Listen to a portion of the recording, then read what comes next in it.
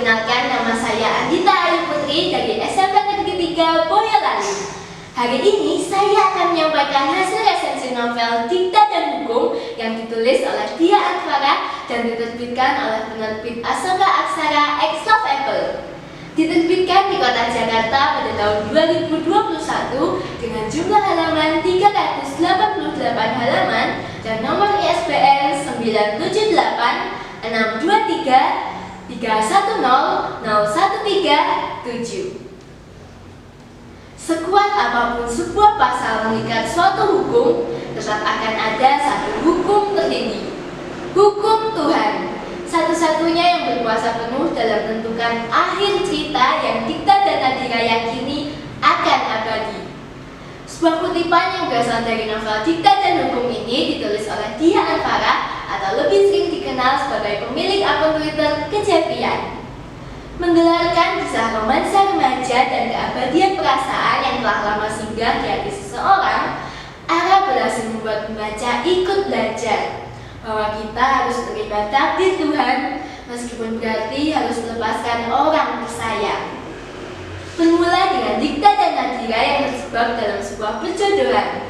Dikta, seorang mahasiswa jurusan hukum semester akhir, harus berhadapan dengan Nadira, siswi SMA yang memiliki sifat bertolak belakang dengannya. Kisah mereka semakin rumit, tatkala rahasia besar Dikta mulai terungkap.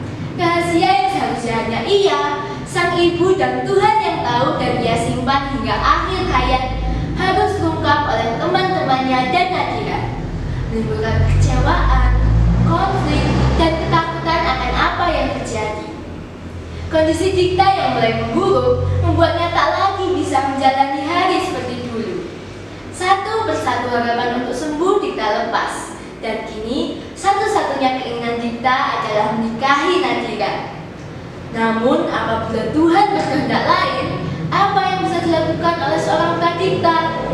Tepat setelah 1 minggu Dikta terbaring keluh di atas ranjang rumah sakit, pradikta menghembuskan nafas terakhirnya, menyisakan Nadira dan seluruh orang tersayangnya di dunia yang harus menerima pedih dan pahitnya kehilangan.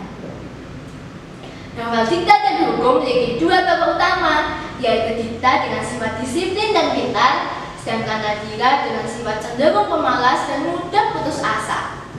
Penyampaian bahasa yang lugas, sudut pandang orang ketiga, dan perpaduan alur maju membuat pembaca mudah dalam memahami isi cerita.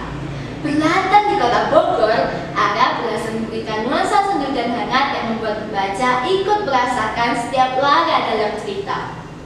Kelebihan dari novel Dikta dan Hukum cukup banyak, dimulai dari cover novel yang menarik, penyampaian bahasa yang lugas, dan beberapa sifat tokoh yang dinilai tepat dengan alur yang disajikan, serta ilmu hukum yang disertakan dalam cerita membuat pembaca ikut mengulas kembali setiap ilmu hukum yang dapat menambah wawasan.